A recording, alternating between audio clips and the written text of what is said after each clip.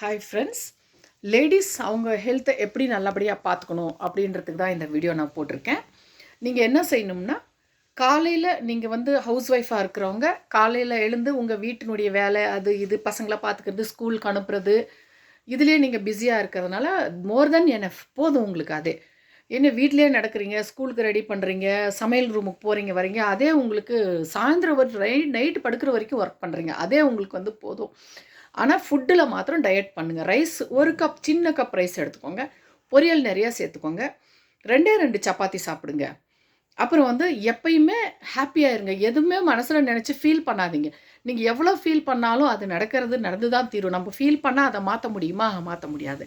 அதனால் நிறைய தண்ணி மாத்திரம் நிறைய குடிங்க. ஒரு 3 லிட்டர்லேருந்து 4 லிட்டர் வரைக்கும் தண்ணி நல்லா குடிங்க. அப்போ உங்கள் ஸ்கின்னு நல்லா க்ளோவாக இருக்கும். ஸ்கின் ஷிங்க் ஆகாது. நீங்கள் எப்பயுமே எங்கே இருப்பீங்க. உங்கள் வீட்டுக்காரரு, உங்கள் ஃபேமிலி எல்லோரும் உங்களை லைக் பண்ணுவாங்க. Thank you friends. பாய்.